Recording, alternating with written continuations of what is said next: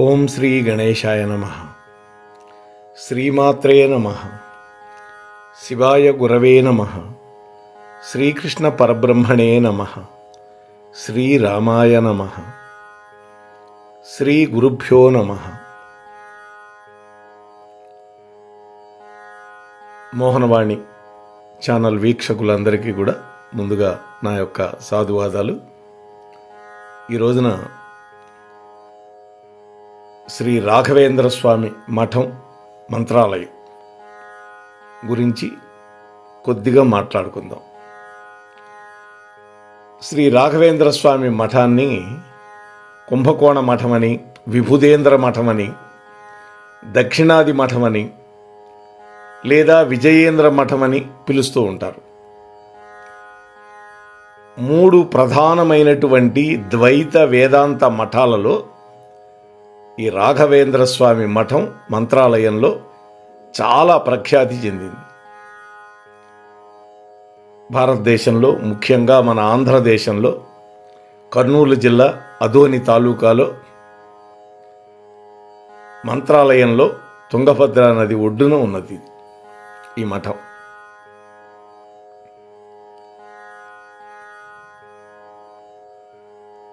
రాఘవేంద్ర మఠం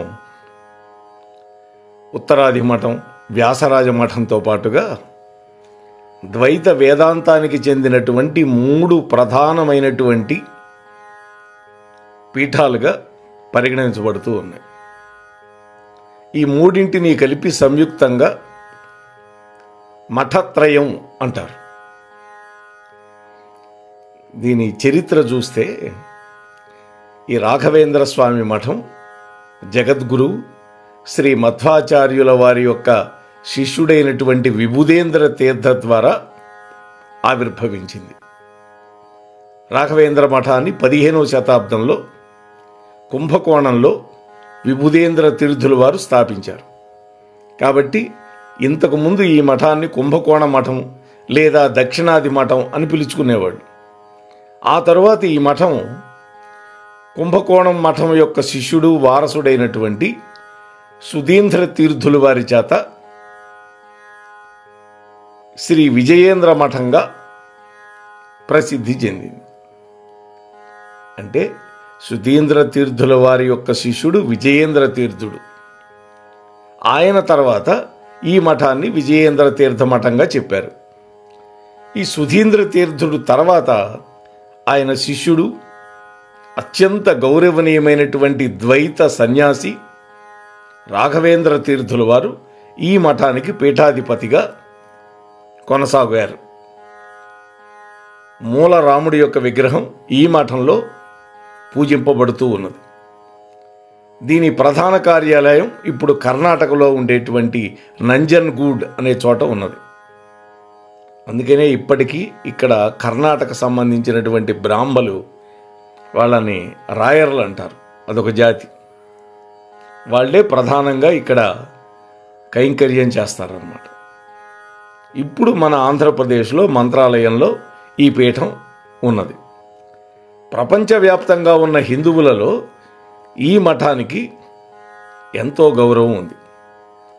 రాఘవేంద్ర తీర్థ పేరు మీదుగా ఈ మఠానికి రాఘవేంద్ర మఠం అని పేరు పెట్టారు. ఆ తర్వాత ఇతర సాధారణ పేర్లతో ఇప్పటికీ దక్షిణాది మఠం లేదా విద్యామఠం అనేటువంటి పేరుతో వ్యవహరించడం ఉన్నది. ఇక గురు పరంపర గనక చూస్తే శ్రీ రాఘవేంద్ర స్వామి మఠం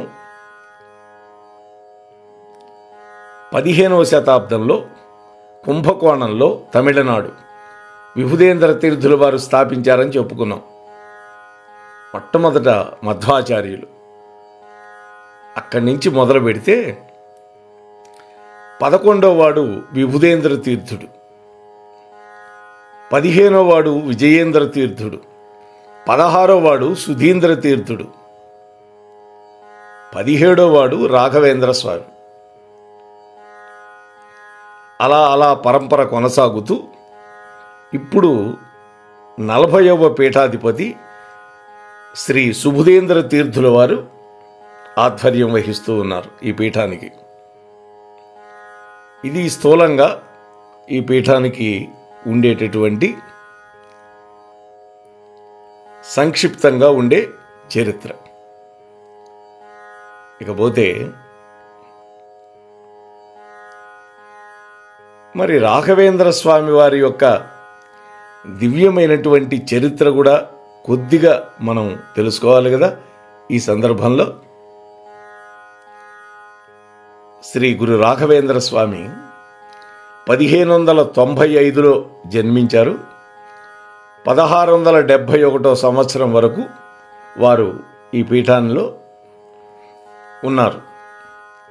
హిందూ మతంలో ద్వైత సిద్ధాంతానికి సంబంధించినటువంటి ఒక ప్రముఖమైనటువంటి గురువు గురు రాఘవేంద్రులు. 16వ శతాబ్దంలో జీవించారు. వైష్ణవ మతాన్ని అవలంబించారు. అంటే విష్ణుమూర్తిని కొలిచేటటువంటి సిద్ధాంతం.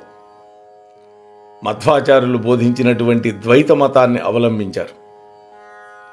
వీరి యొక్క శిష్యగణం ఈ రాఘవేంద్ర స్వామి వారిని ప్రహ్లాదుడి యొక్క అవతారంగా భావిస్తారు. హిరణ్యకశిపుడు కొడుకు మహావిష్ణు భక్తుడు ప్రహ్లాదుడు. ఆ ప్రహ్లాదుడి యొక్క అవతారంగా భావిస్తారు. తమిళనాడులో కుంభకోణంలో ఉన్నటువంటి మధ్వ మఠాన్ని 1624 సంవత్సరం నుంచి 1636 వరకు మఠాధిపతిగా పాలించి ఆ తర్వాత ఉత్తర భారతదేశానికి యాత్రలు చేశారు రాఘవేంద్రుడు. ఈ మహాత్ముడు మూలరాముడి యొక్క పంచముఖ హనుమంతుడి యొక్క పరమభక్తులు. పంచముఖి అనేటువంటి ప్రాంతంలో తపస్సు చేశారు. ఇక్కడ పంచముఖ హనుమంతుడిని దర్శనం చేసుకున్నారు. హనుమంతుణ్ణి యొక్క పంచముఖ దర్శనం శ్రీరామచంద్రుడు తర్వాత దర్శించింది శ్రీ రాఘవేంద్ర తీర్థులు మాత్రమే. మంత్రాలయంలో తన మఠాన్ని స్థాపించారు. ఇక్కడే జీవ సమాధి పొందారు. ఇప్పటికీ ఆ జీవ సమాధి నుండి అనేక మంది భక్తులని అనుగ్రహిస్తూ ఉన్నారు.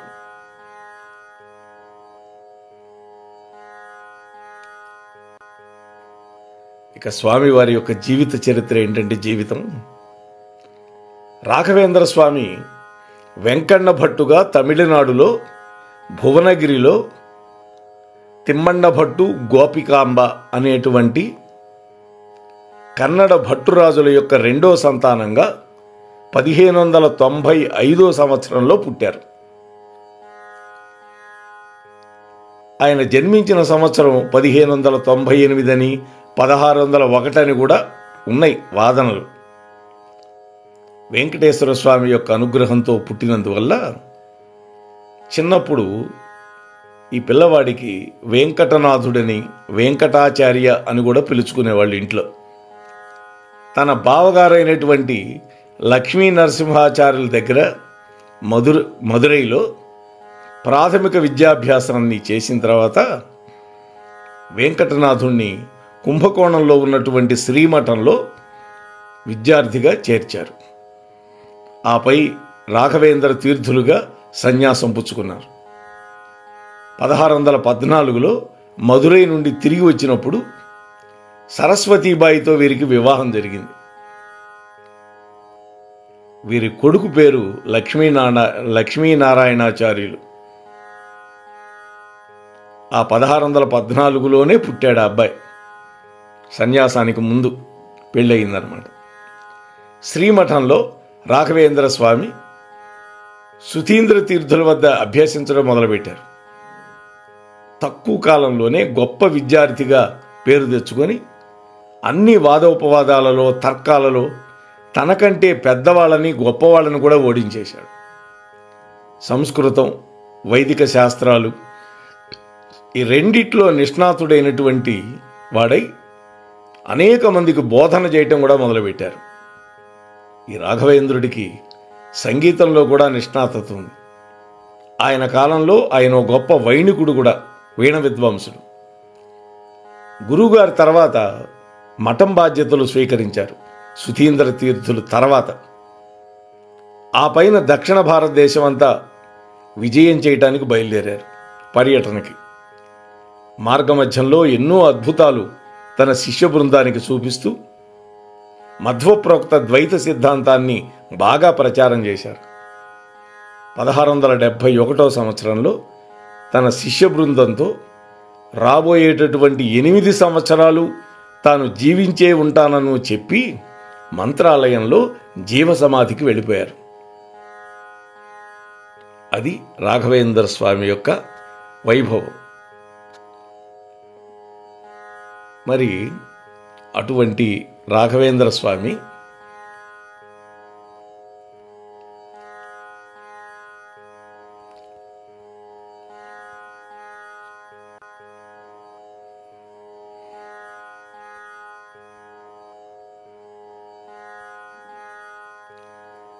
గురించి మరికొన్ని విషయాలు కూడా మనం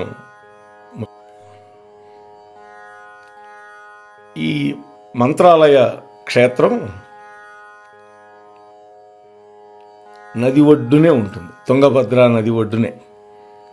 ఈ దేవాలయానికి వెనకాల అంతా నది. ఎండాకాలంలో అయితే అన్నీ బండరాళ్లే కనిపిస్తాయి, పెద్దగా నీటి ప్రవాహం ఏమి ఉండదు. వర్షాకాలంలో మాత్రం ఉద్ధృతంగా ప్రవాహం ఉంటుంది. గుడి వరకు కూడా నీళ్లు ఉంటాయి. మేము 1-2 సార్లు వెళ్ళాము. బాగా తక్కువగా ఉన్నాయి నీళ్లు. ఆ రాళ్ళు కూడా పాచిపట్టి ఉంటాయి. చాలా జాగ్రత్తగా దిగి స్నానం చేయాల్సిన పరిస్థితి ఉంటుంది. అటువంటి క్షేత్రం మంత్రాలయం. ఈ క్షేత్రంలో ఎన్నో విశేషాలు ఉన్నాయి. అవి ఏంటో ఒకసారి చూద్దాం. పాదోదకం పావనం అంటాం కదా. రోజు రాఘవేంద్ర స్వామి యొక్క మూల బృందావనానికి అభిషేకం జరుగుతుంది. ఈ అభిషేక జలాలను మరుసటి రోజు ఉదయం నుంచి సాయంత్రం వరకు మఠంలో ఉన్న భక్తులందరికీ తీర్థంగా ఇస్తారు. ఈ బృందావనాన్ని ఒక హరిమందిరంగా భక్తులు భావిస్తారు. ఇక్కడ 700 సాలగ్రామాలను ప్రసిద్ధి చేశారు ఎందరో మహానుభావులు. అందుకని భక్తులు నమ్ముతారు భగవంతుడు సాలగ్రామ రూపంలో ఇక్కడే ఉండి అనుగ్రహిస్తాడు అని. ఒకసారి రాఘవేంద్ర స్వామి బృందావనానికి అభిషేకం చేస్తే ఒక్కసారి ఎందరో గురువులకి సాలగ్రామ శిలలకి అభిషేకాలు చేసినటువంటి పుణ్యం వస్తుందని నమ్ముతారు. అలాంటి జలం అత్యంత పవిత్రమైనది. ఆ అభిషేక జలం చాలా వ్యాధులకి నివారణ మంత్రంగా పనిచేస్తుందని పెద్దలు చెబుతారు. ఈ పాదోదకాన్ని తాగడానికి మాత్రమే కాకుండా భక్తుల మీద ప్రోక్షణ కూడా చేస్తారు, చల్లుతారు. దీనివల్ల భూత ప్రేత పిశాచాల బాధలు తొలగిపోతాయని ఇక్కడ ఉండేవాళ్ళ నమ్మికం. ఎంతోమంది నిద్రపోతారు రాత్రిపూట ఆ గుడి చుట్టూత. మంత్రాక్షతలు ముఖ్యమైనవి. ఇక్కడ రాఘవేంద్ర స్వామి యొక్క బృందావనాన్ని దర్శనం చేసుకున్న తర్వాత భక్తులందరికీ కూడా పీఠాధిపతుల వారు మంత్రాక్షతలు ఇస్తారు. దానికోసం బారులు తీరి నిలబడతారు. ఈ అక్షతలు ఎలా తయారు చేస్తారంటే పసుపు సున్నం కలుపుతారు. దానివల్ల అక్షతలు ఎర్రగా వస్తాయి. ఇప్పటికీ నా పరుసులో కొన్ని అక్షతలు ఉన్నాయి, మీరు నమ్మండి, ఎర్రగా ఉంటాయి.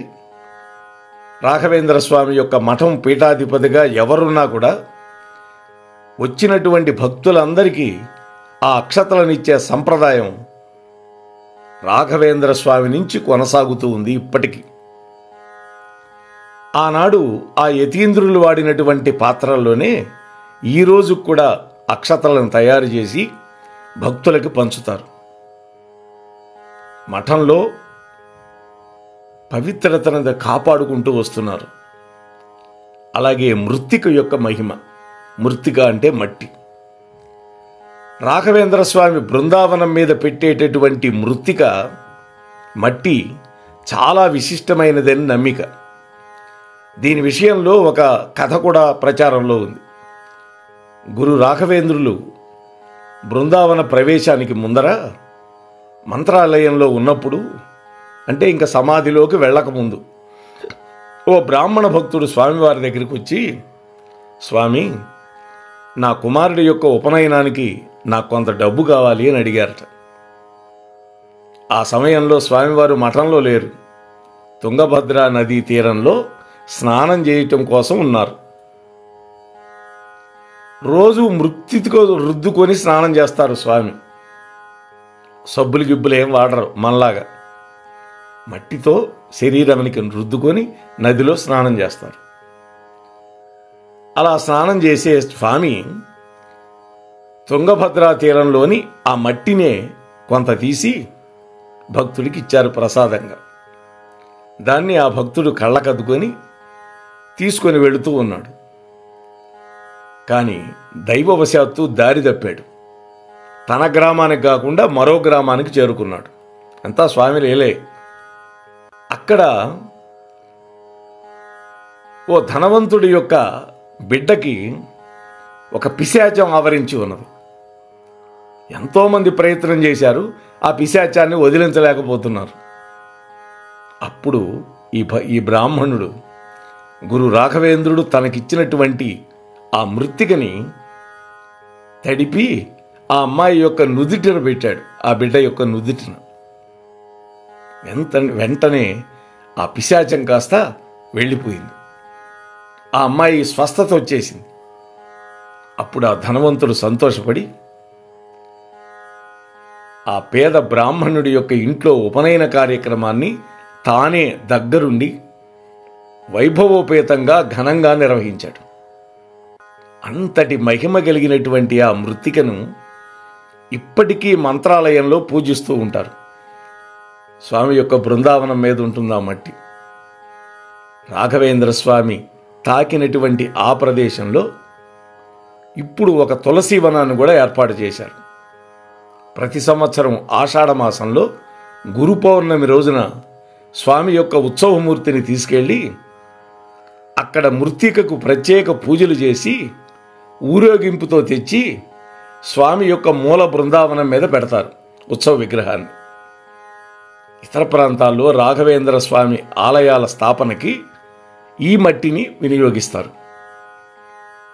అట్లాగే ఈ మృత్తికని భక్తులు కూడా కొద్దిగా తీసుకువెళ్ళి తమ ఇళ్లల్లో ఉంచుకుంటారు పూజా మందిరాల్లో. ఇకపోతే మంచాలమ్మ దర్శనం.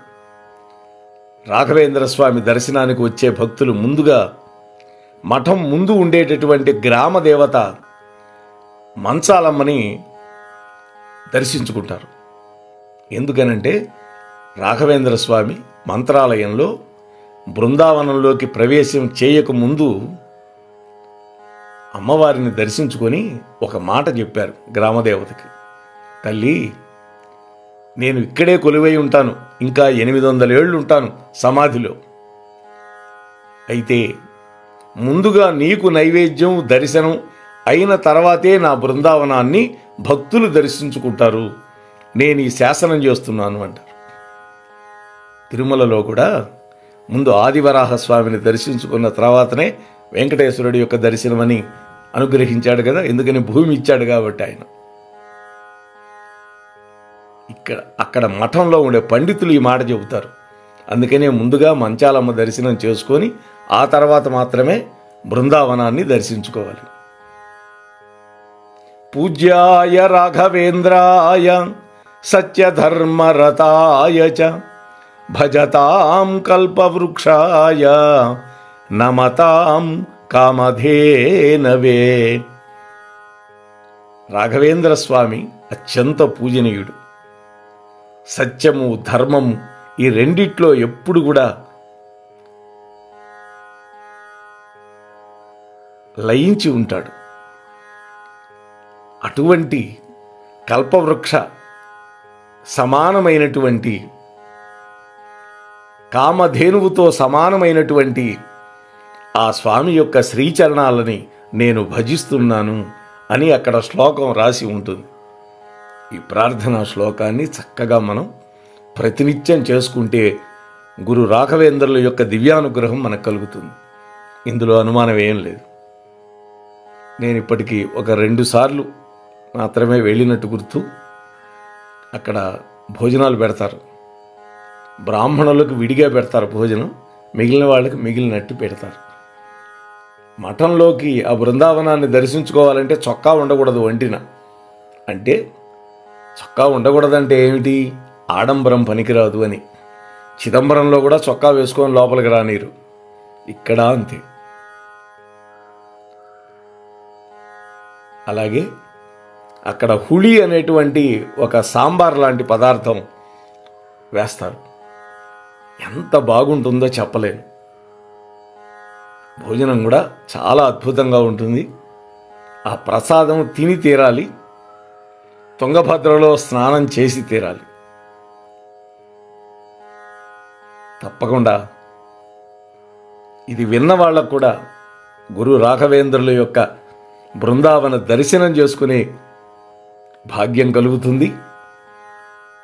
అలాగే ఆ పుణ్యం కూడా సంప్రాప్తిస్తుంది తప్పకుండా. ఎందుకంటే గురువుల అనుగ్రహం ఎప్పుడు కూడా అలాగే ఉంటుంది. ఎందుకంటే అవ్యాజ కరుణామూర్తులు గురువులు. ఈ రోజున